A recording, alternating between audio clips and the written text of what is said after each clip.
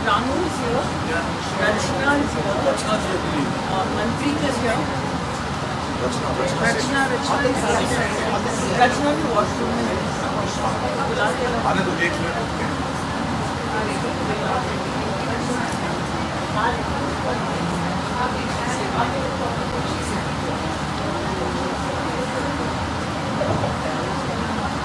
Welcome back. This is the 4th session titled Reading and Teaching Nissim Ezekiel. Nissim Ezekiel की कविता की पाठ विधि एवं उसका अध्ययन. Ranu Onyalji will chair. I invite Ranu Onyalji onto the stage. And I invite the speakers now, Professor Manpreet Khan.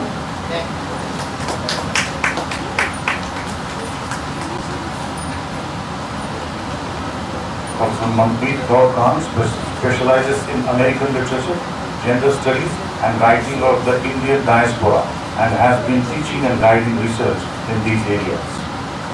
She has about 32 years of teaching experience and has 4 books and 20 research papers to her credit. She is currently Professor of English, School of Humanities and Social Sciences, Guru Govind Singh Indraprastha University, New Delhi. She is also the Director, Students' Welfare at her university, and is the past President of IASA, that is International American Studies Association, 2019 to 2021, and the Secretary of MELO, the Society for the Study of the Multi-Ethnic Literatures of the World. She is the editor of MEJO, the MELO Journal of World Literature, an annual peer-reviewed journal that is brought out by MELO. She is also the editor of Indraprastha, an international journal of culture and communication studies, brought out by the School of Humanities and Social Sciences of her university. She was a Shastri Fellow at UBC, Canada. Among her books, Seeking a Female Identity, Adrienne Rich and Annie Sexton, and translated jointly book of poems from Punjabi to English titled The Aftermath, are brought forth.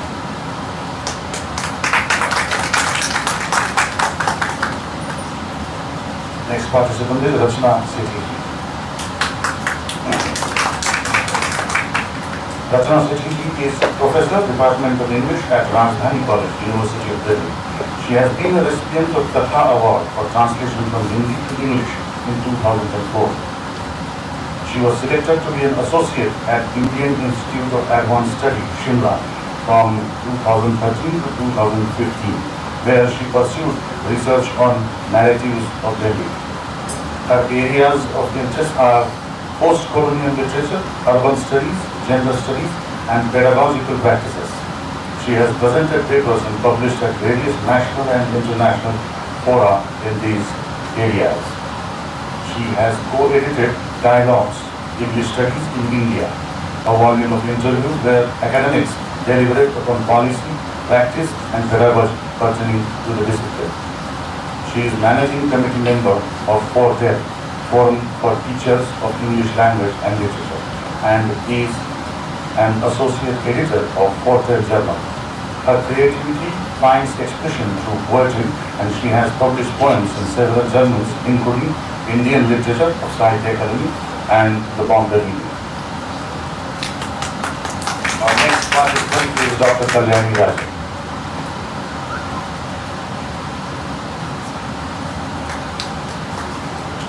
Dr. Kalyani Rajan teaches English language and literature at Shahid Bhagat Singh Evening College, University of Delhi. She is a women's writing researcher, translator, and bilingual poet.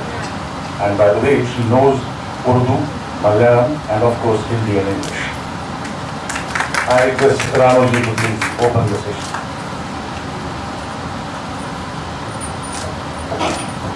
Hello.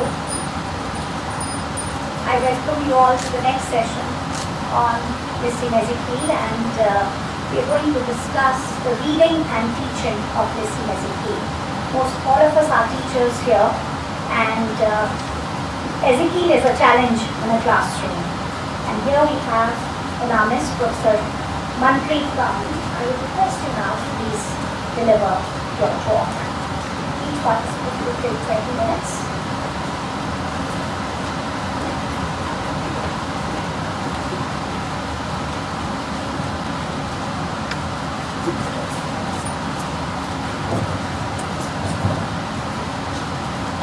you, Professor O'Neill. Good morning, everyone.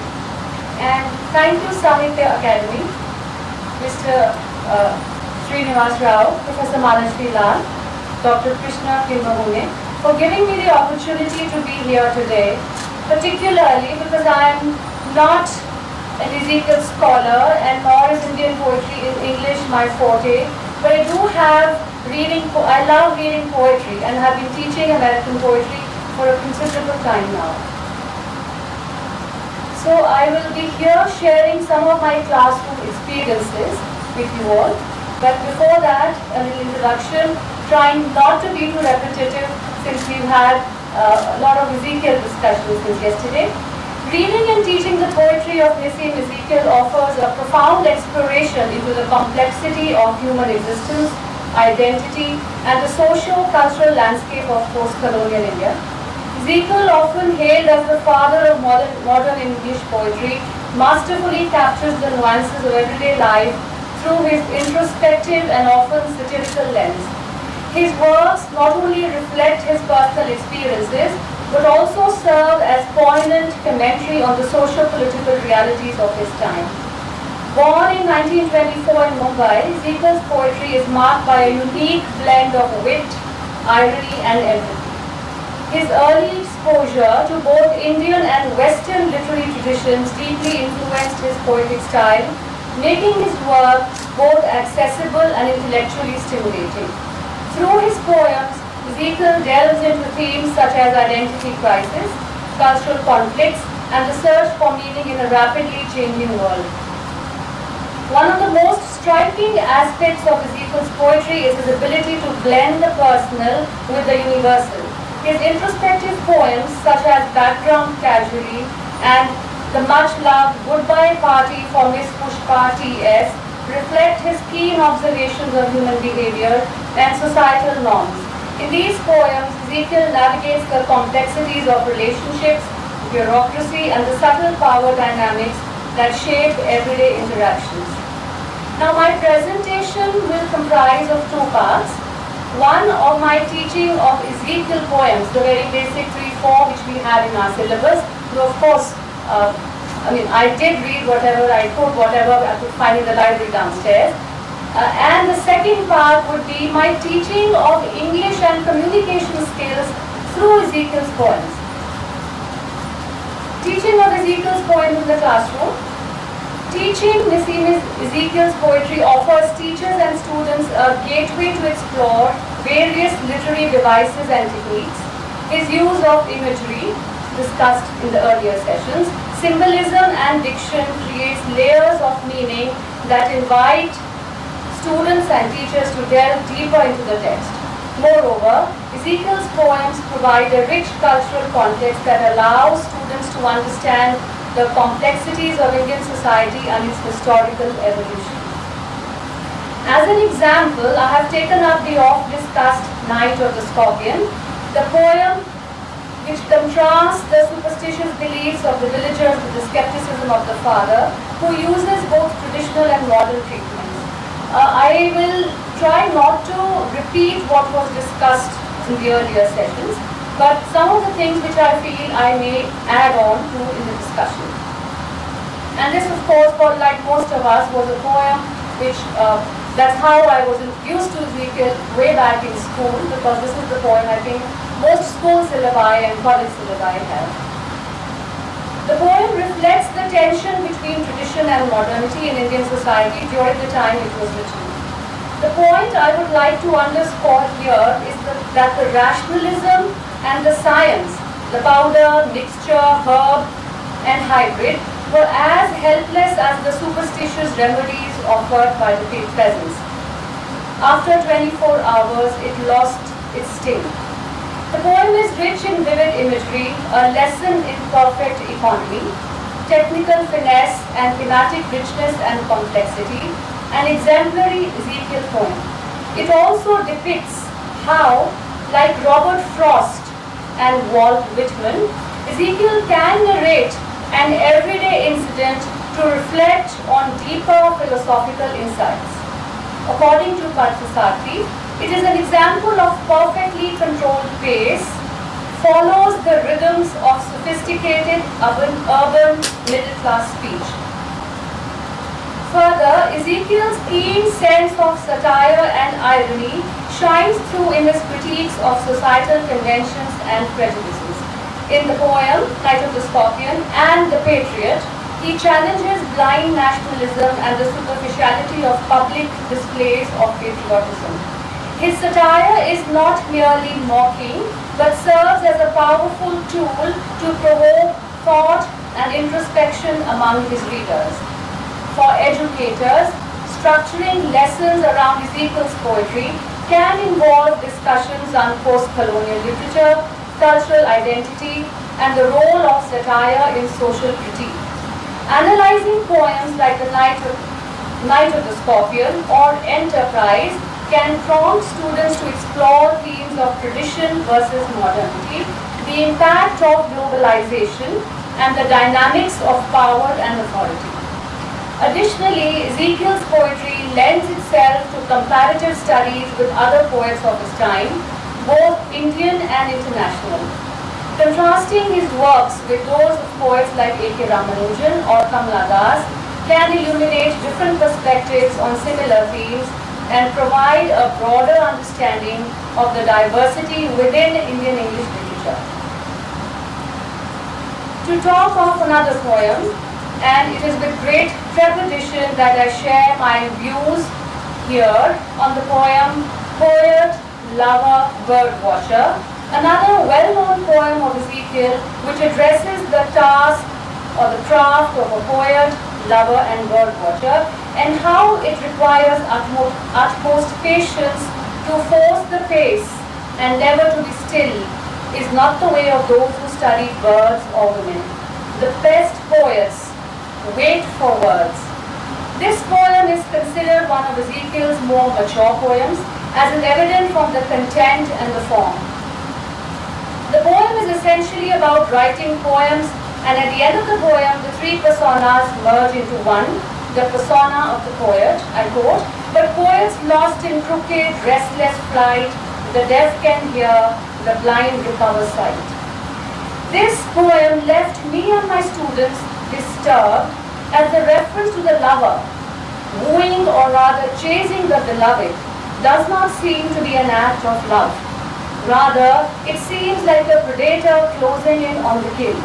These may sound like harsh words, but the lines, "The hunt is not an exercise of will, but patient love relaxing on a hill, to note the movement of a timid wing," does convey something similar. The words hunt and timid, study, to be noted here.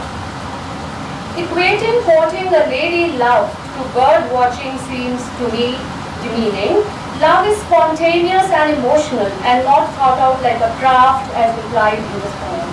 Try as we may, neither my students, primarily female, nor I could convince ourselves of a gently humorous but loving attitude of the lover towards the beloved.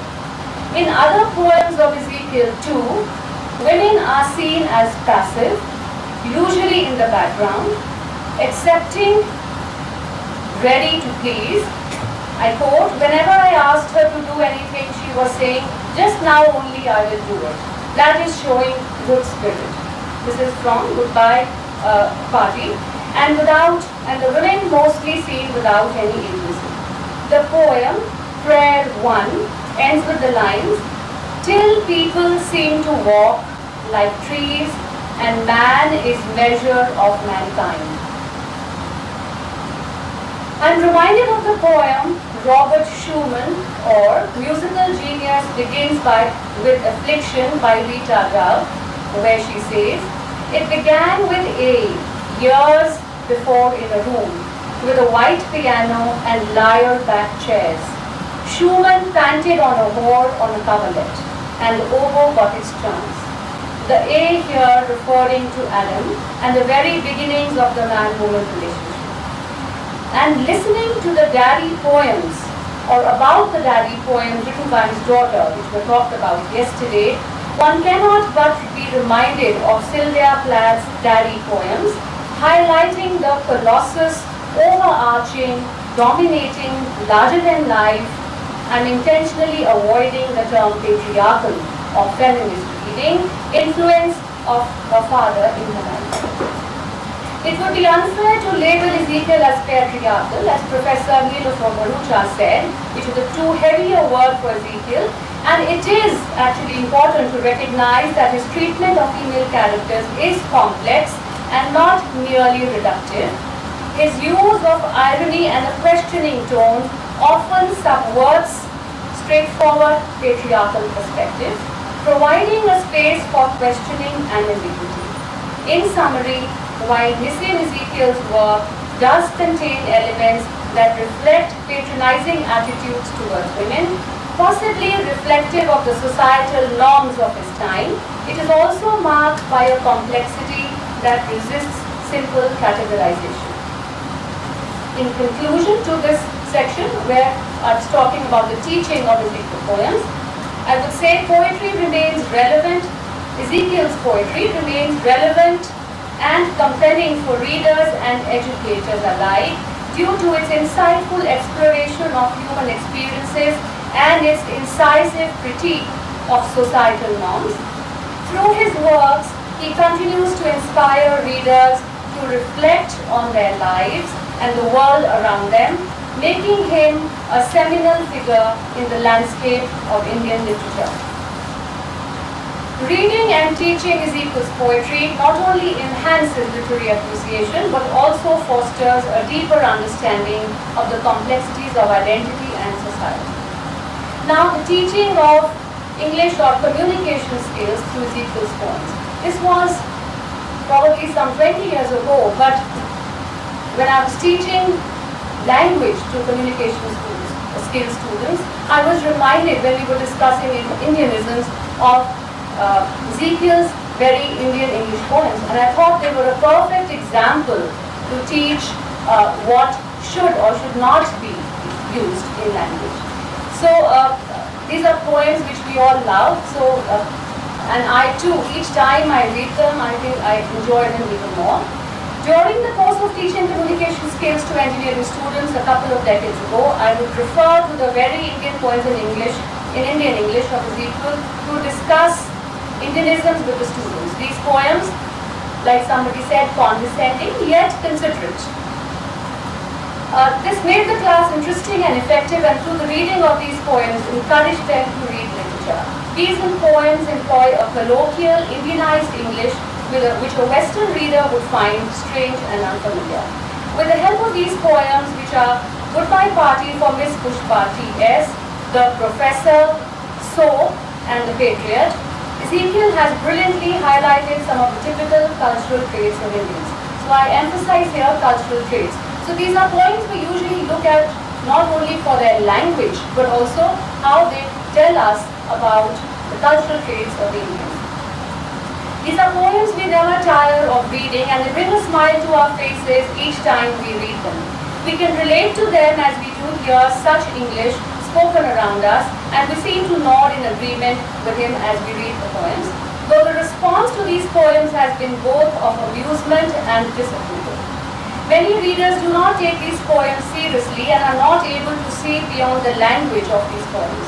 According to Jeev Patel, we see friendliness redeeming most of the sexual encounters.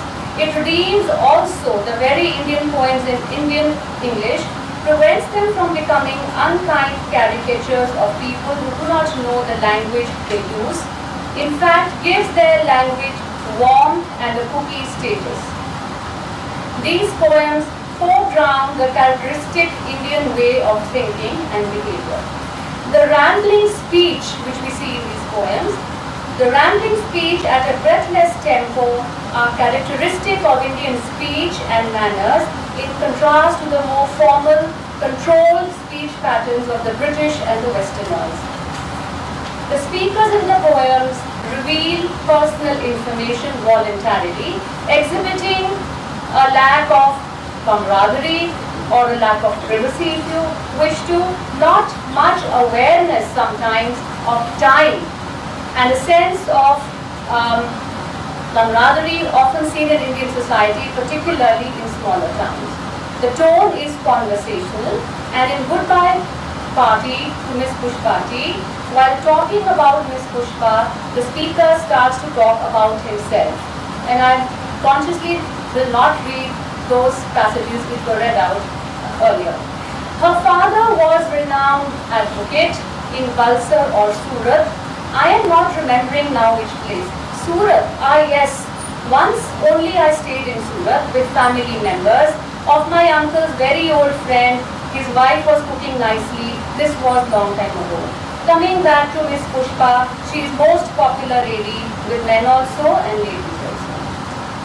In the Patriot, the speaker, in the midst of his speech on patriotism, offers the listener lassi and then offers some attributes of lassi and then continues his speech on patriotism without a pause. Everything is coming. Regeneration, remuneration, contraception. Be patiently, brothers and sisters. You want one glass lassi? Very good for digestion. With little salt, lovely drink. Better than wine. Not that I am ever tasting the wine. I am the total teetotaler, complete teetotal. But I say, wine is for the drunkards only. What do you think of prospects of world peace? In the professor too, we see this kind of rambling speech moving from one topic to the other without a break. This year I'm 69 and hope to score a century. You were so thin like stick.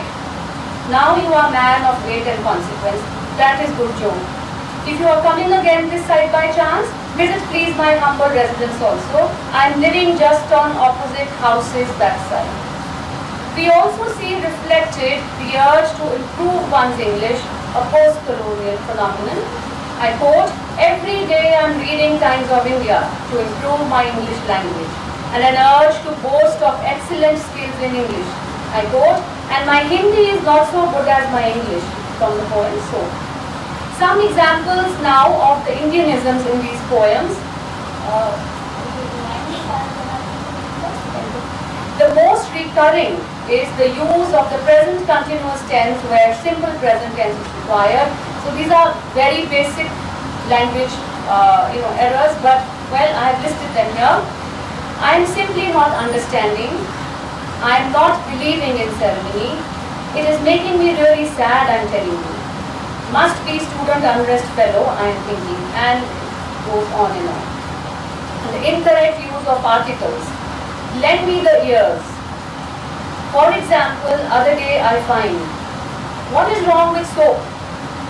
And talking about his sons, he says one is sales manager. So we see that the articles are missing or, where not required, they are inserted for. More than one adjective or adverb giving a sentence a hyperbolic feeling of verbosity or called repetition. Miss Pushpa is smiling and smiling. Another one, why world is fighting. And alright, okay, alright, okay. Another error is the use of the affirmative as an interrogative. Well, again, the word error, I think, is debatable because communication is what a language is meant to be. But well, if we look at standard Indian English, we try to correct that, then we may call them errors. Though some of these Indianisms, like doubling a word very, has become so often used that is almost acceptable, or rather is acceptable. Very, very happy or very is used all the time. The use of the affirmative as an interrogative with just a question mark at the end. How many issues you have? You want one glass of lassi? Another one, you are going nicely? And then of course the wrong use of only. Just now only I will do it. And again repeatedly the wrong use of question tags. All men are brothers, no? Or very often we have na. We are doing this na. This is very often used, very prevalent Indianism. Indian collocations, by God's grace. If you are coming again this side by chance, visit my humble residence also. I am living just on opposite houses that side. Though that side also we all know has different meanings or connotations. Ancient wisdom is 100% correct. And of course the use of cliched expressions, friends, Romans, countrymen, I am saying to myself. And then the jumbling of the word order is often seen in these poems. And again, this is a recurring example. I'm living just on opposite house's backside. My uncle's very old friend, for ordinary washing myself purposes. And of course, many examples of literal translation. One of them being in 2-3 days, clothing with me. You know that's how we usually say it. Well, although these poems are often seen as examples of Indian English or deviant standard English, I wish to reiterate that they also offer excellent examples of typically Indian personality traits. But with these very basic classroom examples from my own experience, I rest my case. Thank you. Thank you, Professor Manpreet Kam, for focusing on Ezekiel's introspective and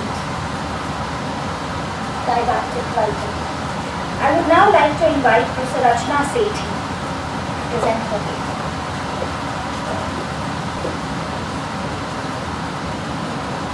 Good afternoon, everyone. I have titled my paper Mapping Bombay in Ezekiel's Poetry.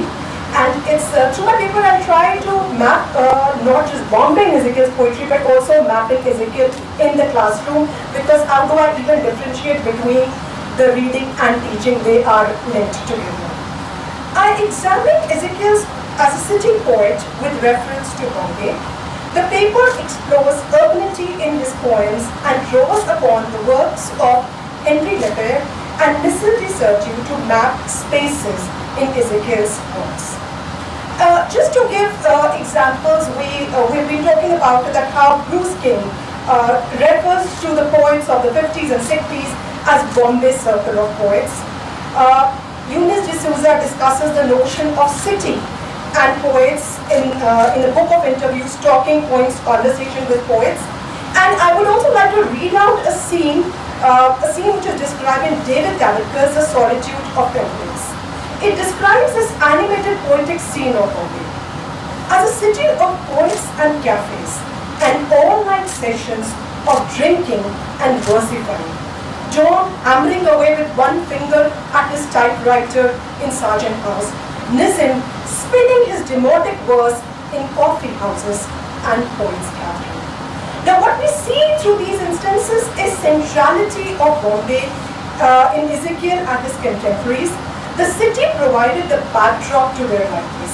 It was a place of gathering, both formal and informal, as Rabindra and others were discussing yesterday.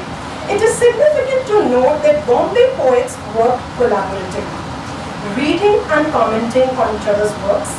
The publication of little magazines is significant to the literary landscape of Bombay, and Ezekiel was associated with a number of them, including Quest and Poetry India. These magazines did not just, like today, publish or reject works. Instead, the editors advised poets, encouraged new voices, gave suggestions, and promoted a community of writers. Ezekiel's close association with these magazines made him influential both as a practitioner and promoter of Indian poetry in English. Like Vitale writes that Quest insisted that, and I quote, writing must have some relevance to India. It was to be written by Indians for Indians, unquote. And Ezekiel certainly, as we've been discussing since yesterday, is a pioneering voice to break away from the traditional style, and as an editor immensely contributed to development of Indian poetic discourse. Kiki Daruwala credits Ezekiel as, and I quote, someone who could transfer poetry from its bucolic habitat to an urban one. Bombay then is important as a location of poems, as a vibrant literary space. The modernity of early Indian English poetry centers around representation of city spaces. And it's here that I draw attention to Henry Lefebvre's reading of space. Lefebvre in the production of space discusses three aspects of space. First one, perceived space, which is called spatial practice, which will be the production of space. The second, conceived space, that is representation of space. This is the space in which the scientists, planners, architects work. And the third one, lived spaces, representational spaces, which is the space of the philosophers and inhabitants of the city. Sahitya, in the practice of everyday life, underlines the role of people's everyday practice in making space in the city that runs parallel to or in defiance to the spatial order of the planners. And both of them laid emphasis on it, that on one hand is a city as we have seen from above. So whether it is the governmental policies, it is the way the city planning is, but how there is also this, it is the everyday actors, the everyday players, the common man, which are always trying to make their space within this larger one. And which is what I try and read in Ezekiel's works as well. Poetry is created at overlap of spaces, emerging at the interstices of real and imaginary, factual and creative, the official and the intimate practices. In examining Ezekiel's mapping of Bombay, we notice that space is not an inert medium. Instead, social space acquires meaning and identity through action and speeches of social actors in it, be it the narrator of Goodbye Paji for Miss Pushpa or the one in A Morning Home.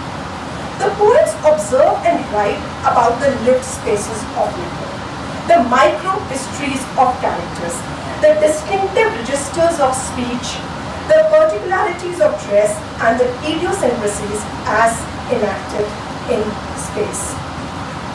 Bombay is then represented and reinvented in poetry at the intersection of macro and micro histories, the officious and the everyday routines, the dreams and banality that the city is. And while I say this, I'm also conscious and aware that, if you're talking of a Bombay school of poets or a group, it's not, the camaraderie does not mean that they're unanimous.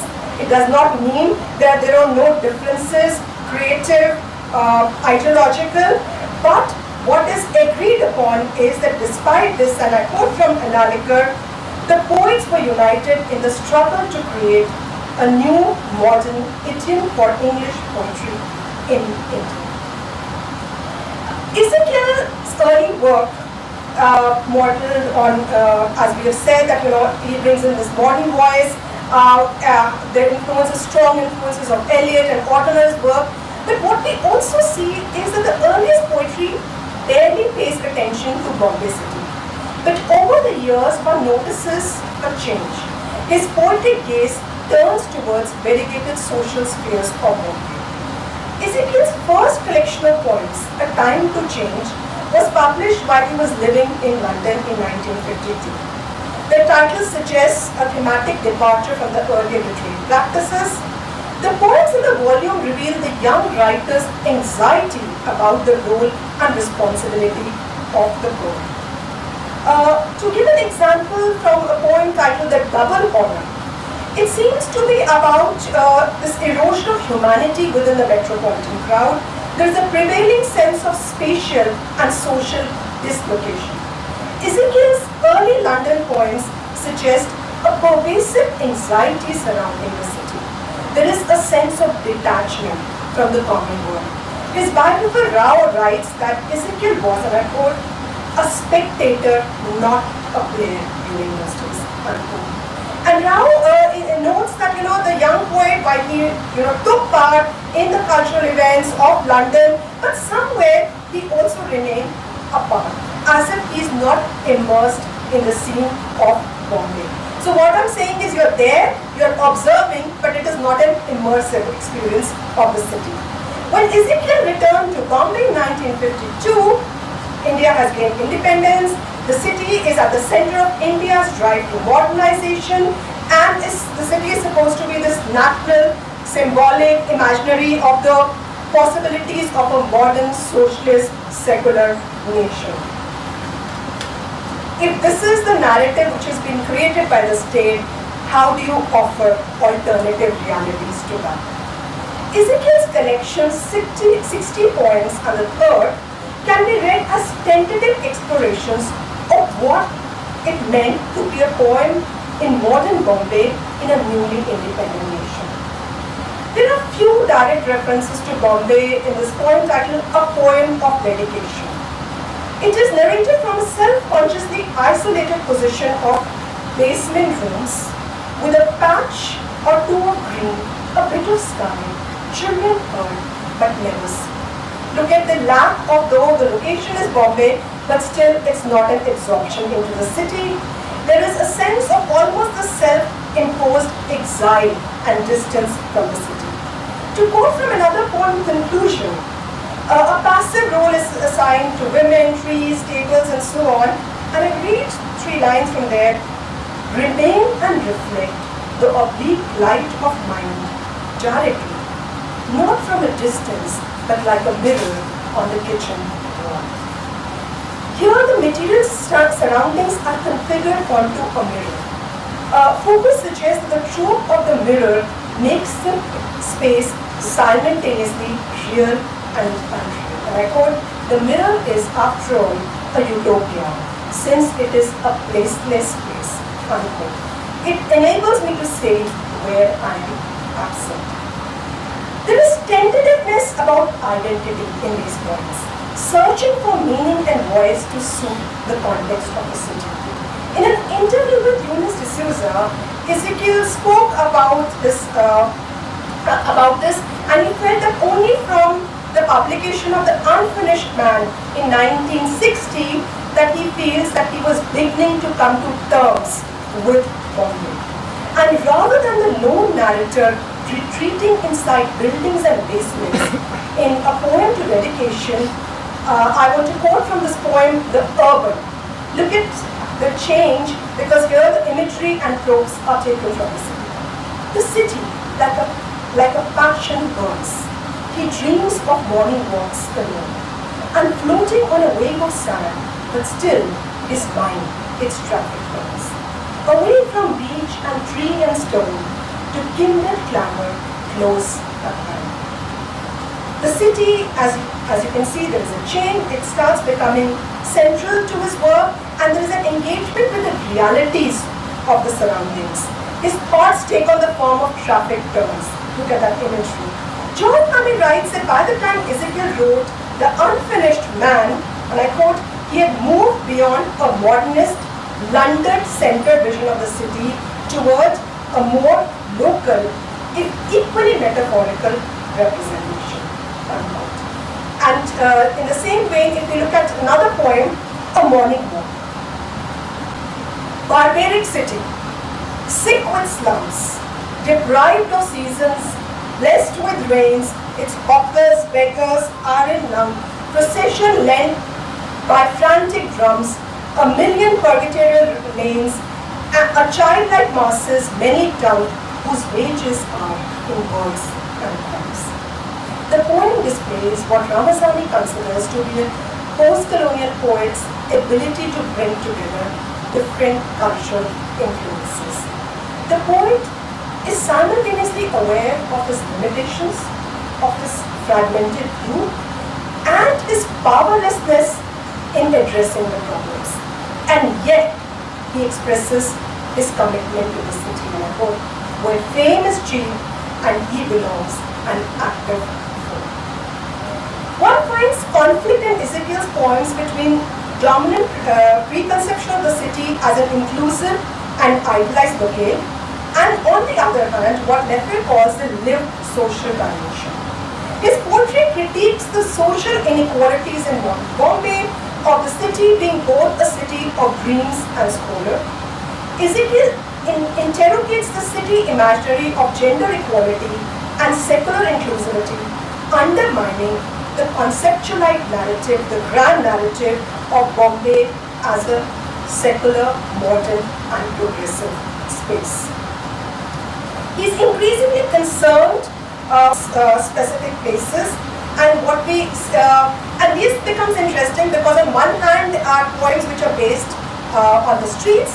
On the other hand are also poems which are based in art galleries, in poetry gatherings, and he seems to and then move on to another interesting poem where he debunks this idea is this poem titled In India. It's a long poem which begins with the idea of the beggars, the hawkers, but also talks about schools where the religious identities are underlined in terms of whether you're Jewish or Hindu or Muslim. But more than that, I want to read lines from where there's a description of a New Year party. The wives of India sit apart. They do not drink. They do not talk, of course. They do not kiss. The men are quite at home among the foreign styles. What fun the flirting is.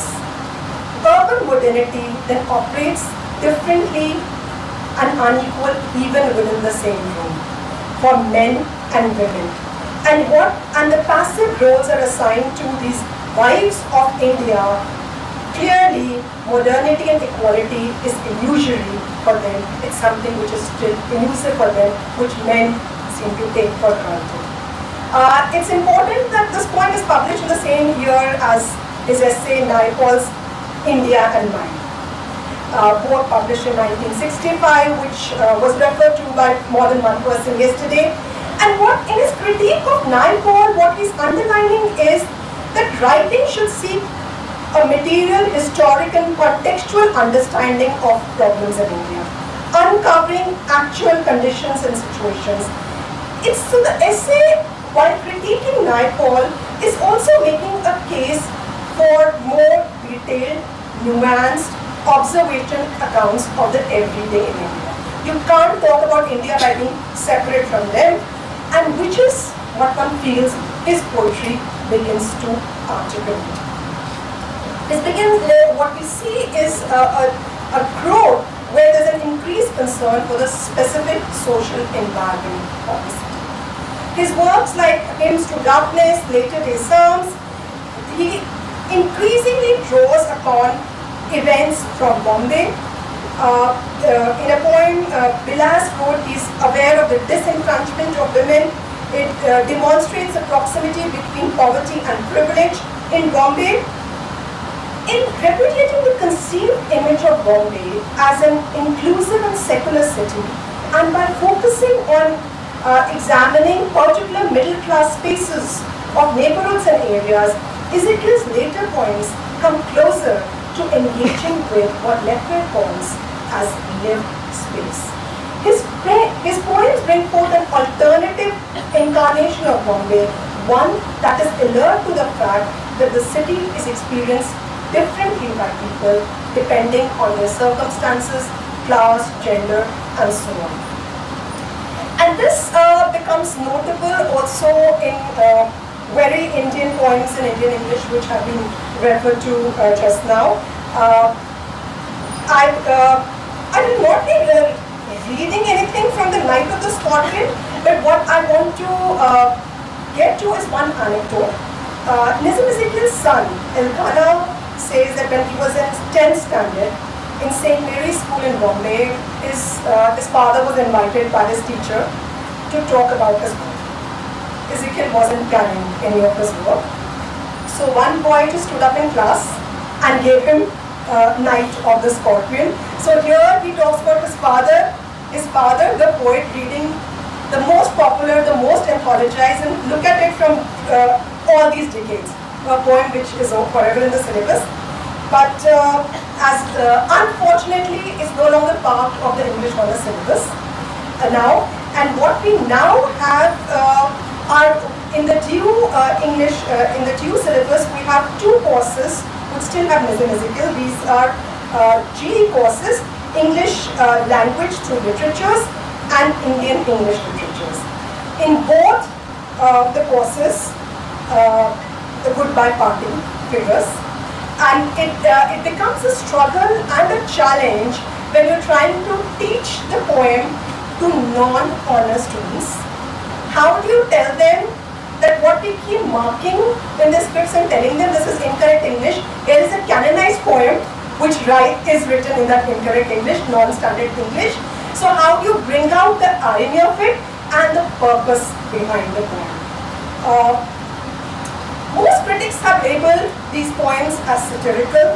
Some has objected to caricatures which have been drawn here.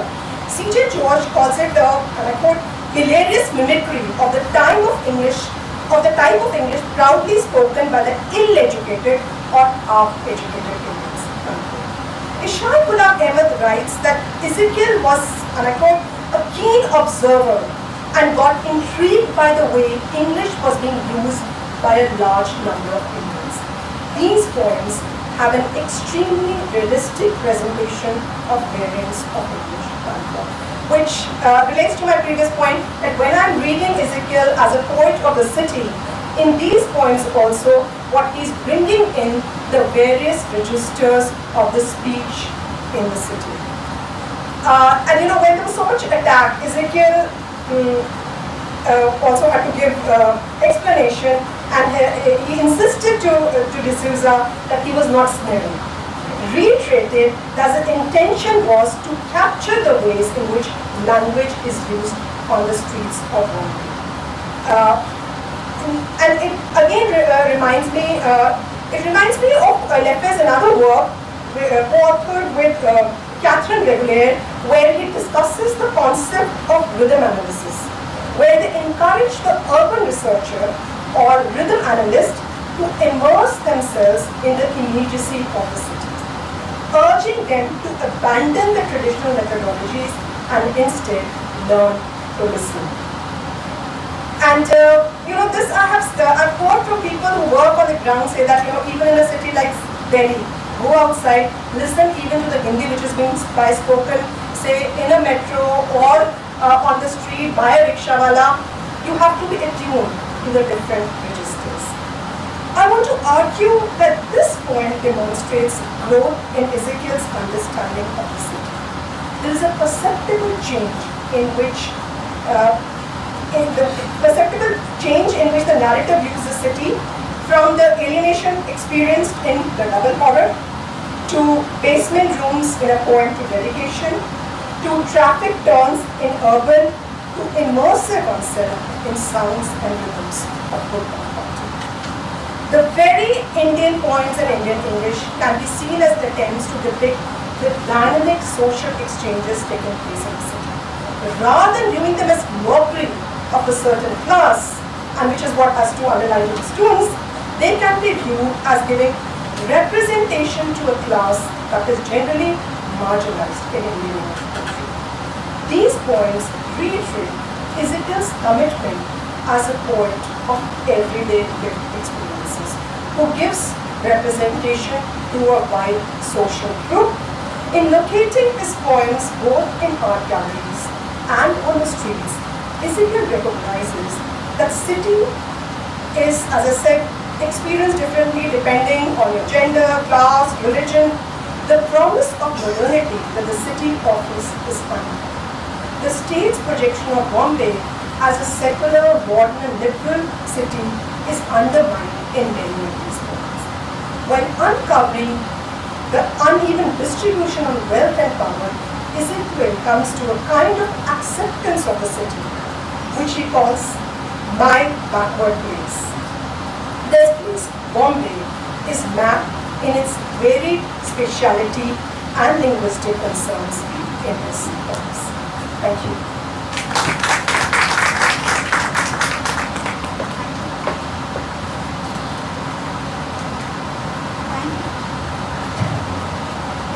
Thank you, Professor Rachna Sethi. I would now like to invite Dr. Kalyani Rajan for a presentation.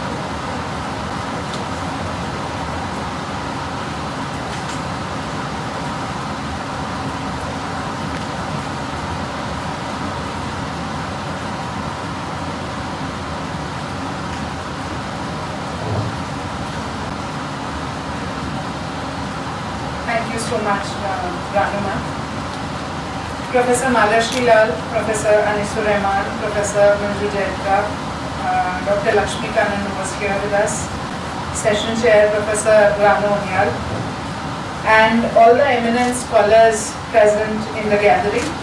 I am thankful to Professor Lal, Krishna Sir and the Sahitya Akademi for inviting me here to this thoroughly curated celebration of one of the most loved poets of India, Nissim Ezekiel. It has been a treat to hear expert opinions on Ezekiel and detailed references to so many of his lesser known poems. There's a brief correction that I need to make from my introduction which was read out. I do not know Malayalam. My father is a Malayali, I don't know Malayalam. I studied in a Tamil school. So I know Tamil. So I have translated Premchand and Kutti Revati from Urdu, Hindustani and Tamil respectively into English. My own poetic practice is impacted by Nissim Ezekiel, K.T. Darwala and Adil Jusawala, but now is not the place to talk about it.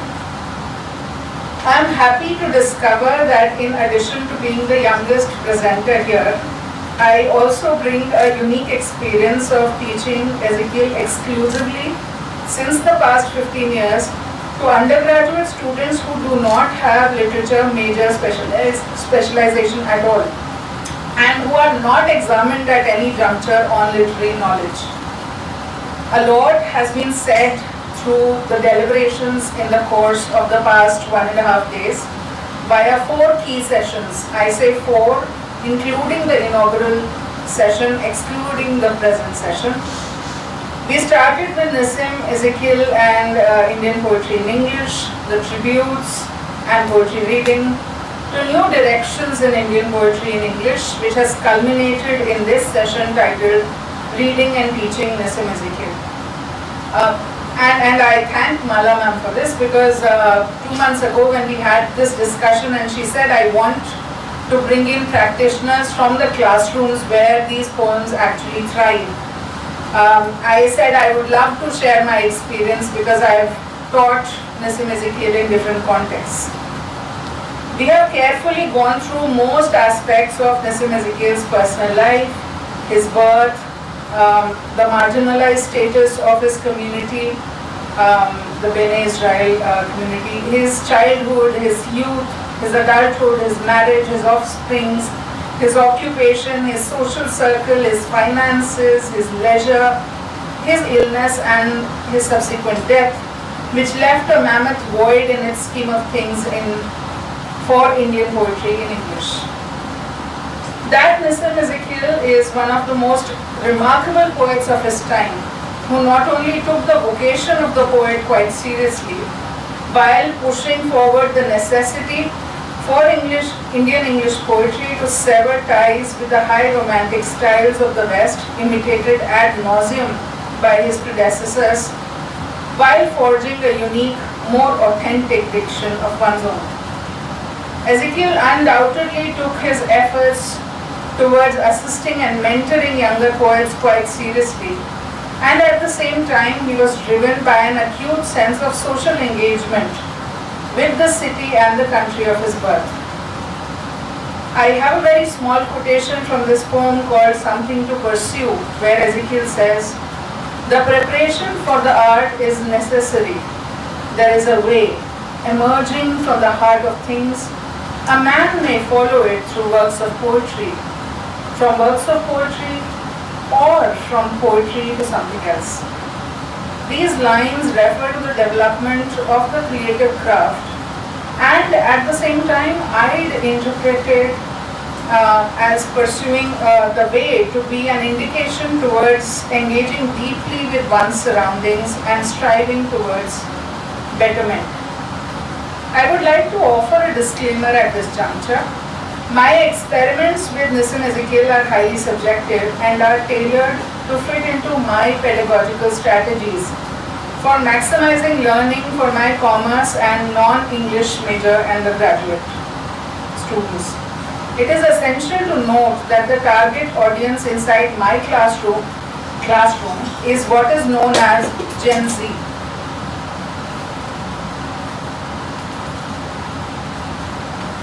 Gen Z, who specifically those who perceive language distinctly as a means to an end.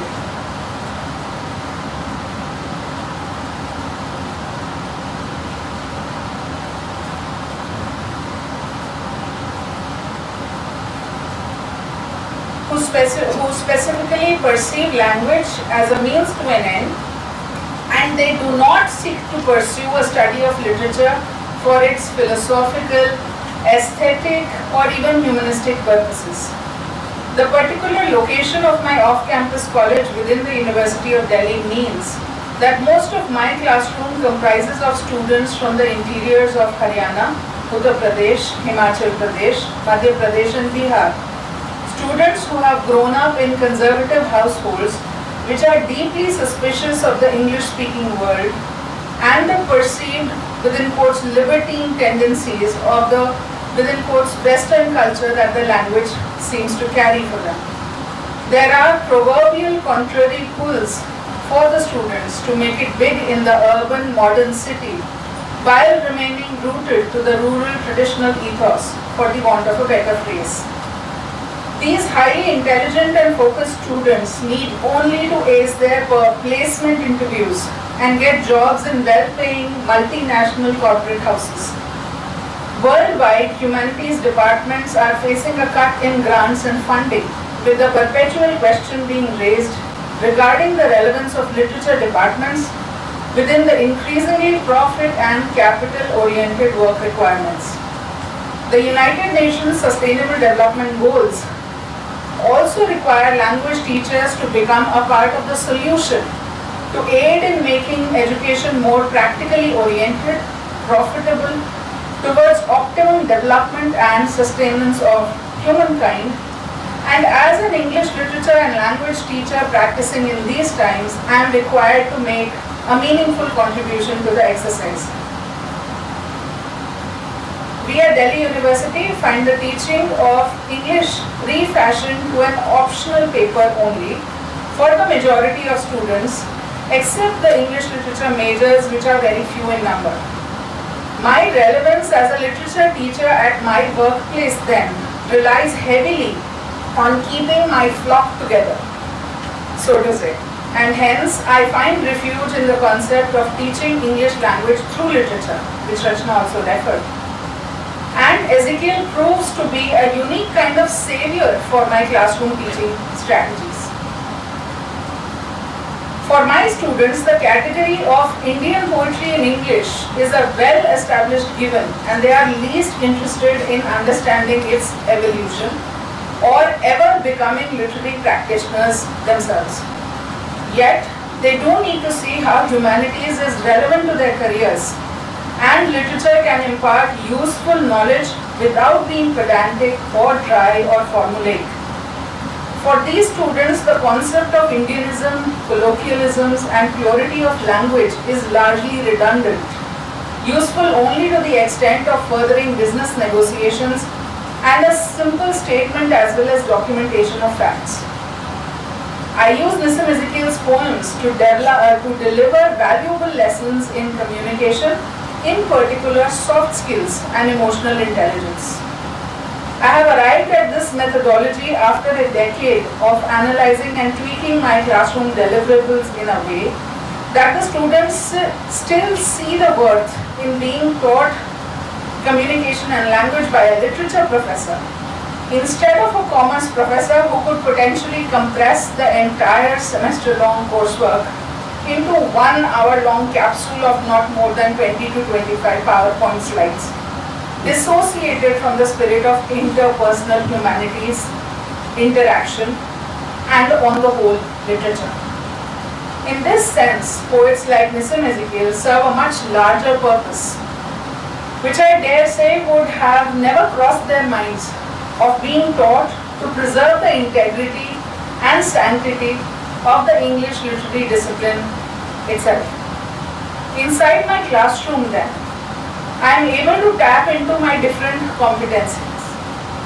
My creative synergies as a bilingual poet and translator, my training as an English language teaching professional who specializes in assessment techniques, and me having been a student of English honours from the undergraduate level to upwards, leading to my MPhil and recently doctorate, that is the literary training I received at the University of Delhi and Jamia Millia Islamia. I teach the Night of the Scorpion, and I teach Goodbye Party for Ms. Pushpa TS as case studies. And the moment I say case study in a classroom of commerce undergrad students, it lights a bulb in their head, and they feel that this is going to in some way contribute to their corporate portfolio that they are seeking to build eventually.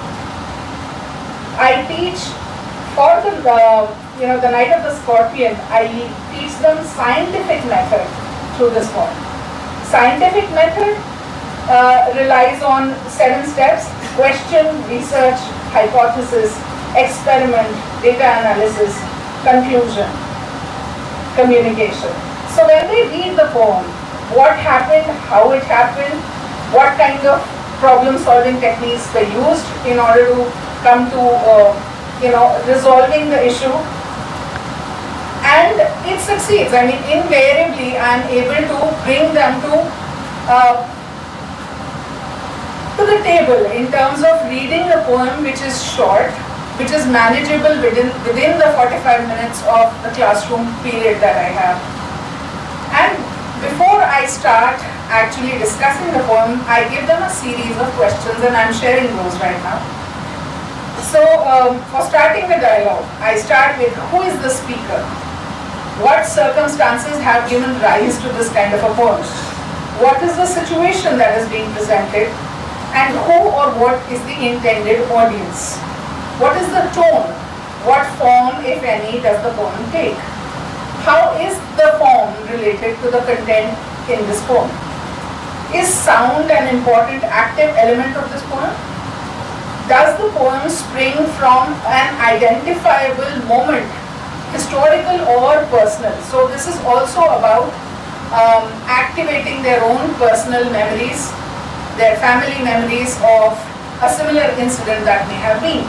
So now when a poem is delivered in this kind of a very scientific way, I find that it gives me results, and my students are still interested in reading that poem. Because students are more influenced these days by Instagram reels and the 4-liners that they see here and there, the good quote or whatever. And it becomes an effort and an ongoing exercise for them to be able to see the importance and usefulness of a canonical poet like Nissim Ezekiel.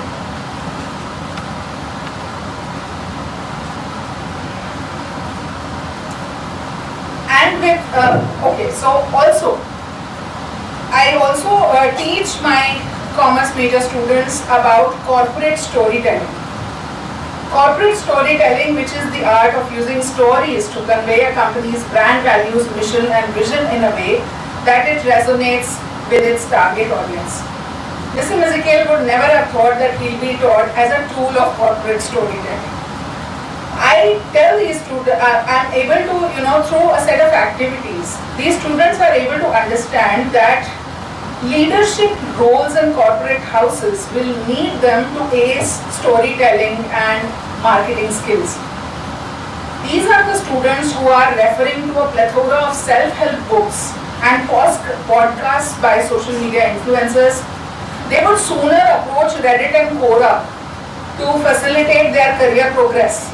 So in my classroom, Nissim Ezekiel's poetry becomes an important tool to get them to see narratives which have withstood the test of time. So what does Nissim Ezekiel weave into the relatively short poems Goodbye Party or Night of the Scorpion? What kind of ecosystem do we see in play? I help these students understand how the workspace and the home space are delved into in the 2 poems respectively. The next axis of teaching is soft skills and emotional intelligence. I use the 2 poems as case studies which depict various soft skills. So soft skills, which are character traits, interpersonal skills that characterize relationships between people, and complement hard skills, which is domain knowledge. So ideas of teamwork and leadership, problem solving, effective communication, adaptability, critical thinking, time management, So I'm not reading out specific lines from the Night of the Scorpion where we think of time management, where we think of critical thinking, why is a particular method being used to ward off the poison and so on. Then we have interpersonal skills and conflict management. I move on then to emotional intelligence, and this is a newer angle that I have brought to my classroom with respect to the goodbye party, where we look at an authority figure who is a bullying boss, who is not very conscious of the impact that he has on, or maybe he has, but the way he is defining Miss Pushpa to the audience is really interesting. There are statements which are passive aggressive, and there is this very visible lack of feedback. It's almost like Miss Pushpa, the only thing she ever does is to smile and agree to whatever is given to her. So this kind of perspective and this kind of the concept of a bullying workplace, and then what does emotional intelligence and preserving your mental health mean? So in an alternative reading then, Nissim Ezekiel's Miss Pushpa becomes an exemplar of an employee who is bullied by an inconsiderate boss and operates in a hostile work environment. She is striving to break the pattern and move on for better prospects. And yet, on the very day of her farewell, she is expected to summarize and wind up the proceedings. So teaching early Indian English poets in this way is a project in progress. I also use other poets with newer attempts to refashion and reinterpret poems and make them relevant in the present context to the next generation of students. Thank you.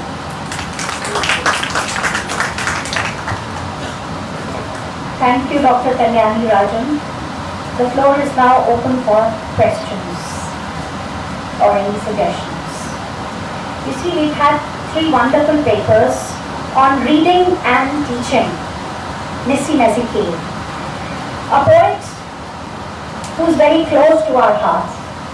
And it has always been a challenge for me to teach Nissim Ezekiel, because you see, when we talk of poetry, as a teacher, our first and foremost responsibility is to encourage students to read as much as they can. And poetry is not just meant to be read, but also recited. And how many of us actually remember lines written by Indian poets writing in English? Just a handful. Because right now what we see is that there are more people writing poetry than those reading poems. Notice, number has really gone down. Everyone wants to become a poet, but it's a skill that has to be honed. You should not immediately aspire for a book, that my book should be out. How many times have you sent your work to the various journals across the globe? You should try your hand first, at publishing these poems in various journals. And you get some response from the publishers, the editors. They respond to what you write, and it's let's not be in a hurry to bring out a book. There was this discussion yesterday regarding the teaching of prosody and how professors are lazy. I think that's too heavy a charge, because as teachers, we're not just teaching when we are teaching one paper. We're not just teaching Ezekiel in the entire course or just Indian poets, because there'll be 20 writers that you have to teach during that particular session in one paper, and it's not an easy thing to handle. And primarily, whenever it comes to Ezekiel, the students, once they read him, they see his imperfect English. They also ask me this question, that do you think he would have been successful had he not been a professor of English? Because of the imperfect idiom, the uneasy language, the absence of articles and prepositions, the present continuous speech, which he often refers to in most of his works, and the 3 poems that we talked about at length, The Night of the Scorpion and Goodbye Party for Miss Pushpa T.S. And I remember, we prescribed Jewish wedding in Bombay in our MA syllabus at Lucknow University. And you have to teach it with a straight face, because for a teacher, it is students coming from, the suburbs and the rural area. For them to read that kind of a poem was in itself an eye-opener, and they would be gaping at me, looking at the words, listening to the words, and then saying, oh God. The poem actually stunned them, and they could not believe that somebody could actually write so openly about human relations. It's only while you were teaching that you told them this is a poem which is not merely about sexual relations, it's also about his human failure, how relationships do not work. And I think that it's the same thing that goes with the Night of the Scorpion, and I always, Bichu ki ek raat, Night of the Scorpion, the last line, I would say to my students, शुक्र है भगवान का बिच्छू ने मुझे चुना और मेरे बच्चों को बख्श दिया. Thank God this scorpion picked on me and spared my children. So there are various ways in which we can teach poetry, but as teachers, as poets, we must see that the poetry moves out into the public domain. And that's the job of a teacher, that you create that interest, you nurture that interest, that once they read a poet, and it's like coffee beans, you let them brew. So words, when you want to write, and even while you are reading, let the words sing, brew them for a while, reread. First you read it as a teacher, then you ask them to read it. And each process, each time, something new will be uncovered. So the whole process of teaching poetry and teaching a poet like Nissim Ezekiel can be a very pleasant, a very happy experience. And that's how it has been with me. Thank you. Any questions? We are all waiting for lunch. I always say that there are more people for lunch than for reading sessions. But it's nice now. Should we close it? Or there is a... Yes. I'd just like to say a little bit. Yeah. In the first place, I think it was a great session, and all the three speakers deserve to be complimented for the different aspects that they took up. Manpreet, I really loved your presentation, and in particular, you spoke about an aspect that we have not really touched upon in the last day and a half. We have been treating Ezekiel as some kind of demigod maybe, or somebody to be venerated. And you made us realize that yes, he has feet of clay, which we need to take into account too. But when you talk about, how the women that he talks about, that he brings into his poetry seem to be very passive, I think we should keep in mind that those were different times altogether different times, and women were supposed to be like that. I can give you an example of, for instance, W.B. Yeats, when he talks about a woman, an ideal woman who has to be gentle, and he has in mind not what one, but what one sister.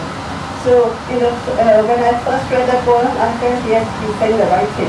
But 20 years down the line, when I read that poem again, I said no, he's painting her in a different light, and we don't believe in that anymore.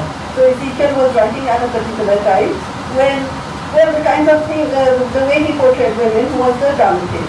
Yeah, but I really enjoyed your paper. And the city, we have not talked about the city at all. So I'm so glad that you brought Mumbai and you brought in his urban temperament into the discussion. And you are an amazing young lady. I do know your name, Kalyani. Yes, you're amazing, and you brought a different light into it.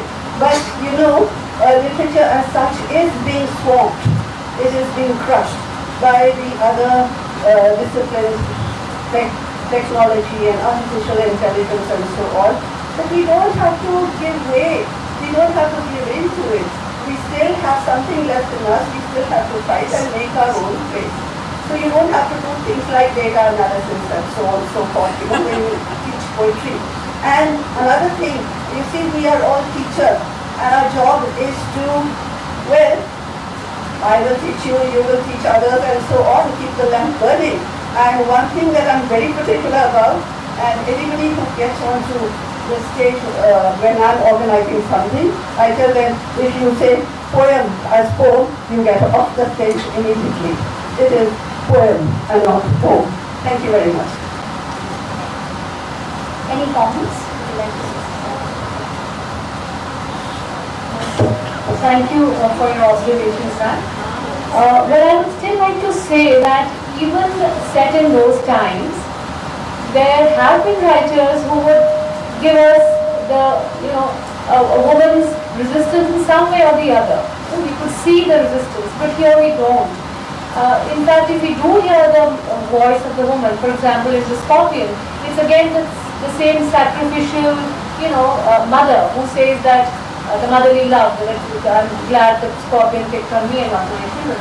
So, well, you have a point, but I would still like to reiterate that, there could have been, in some form, some resistance, but yes, well, if he was capturing the mood of the times, that is, I did mention also that probably that's also another reason he was depicting women the way probably they were. But, reading other poems too, they're all rather male-dominated. I mean, the woman is in the background. Samla Das was writing.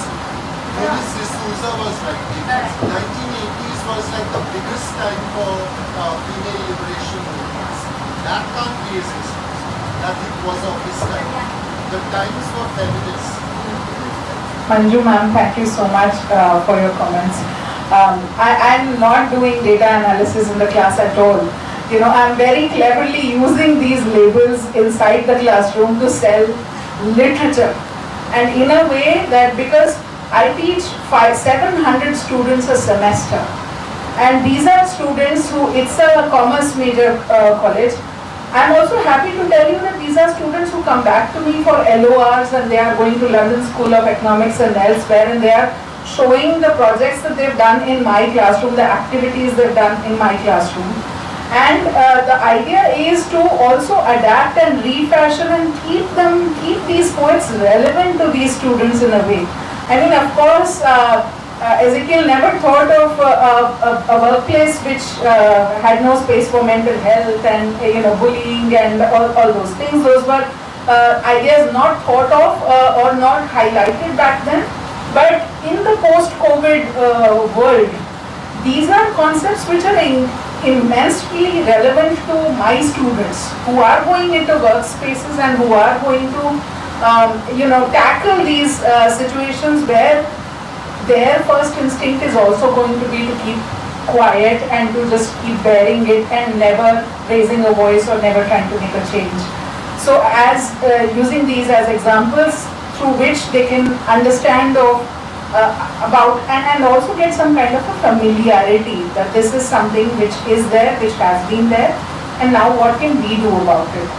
And how can we have this experience of literature which will endure even in the course of their dabblings with profit-making businesses and the boardrooms that they are going to be a part of. Thank you. Thank you to all the paper presenters. Dr. Kalyani Rajan, okay, is there an observation? Yes, please. Namaskar. Earlier I used to write poetry in newspaper and other literature magazines. But 20 years back it was something else, the environment and the situation is something. Today it is something. So today's seminar, it touched me very to think about write something poetry. But only the thing is, the way you are thinking, it is not the same what I am thinking, because the language is the must.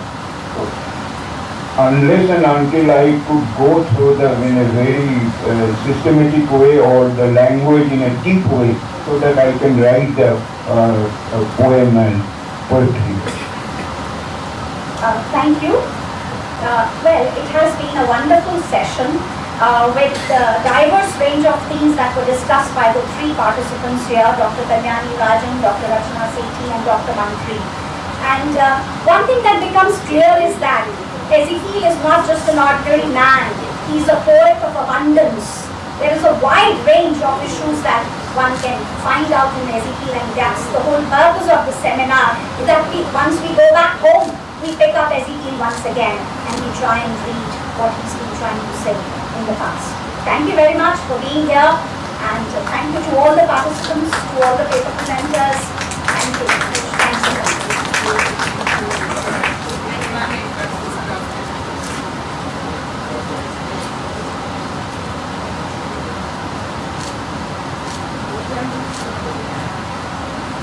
Thank you all. We will have now a lunch break and we will meet again here for the valedictory session right at 2:30. Thank you all.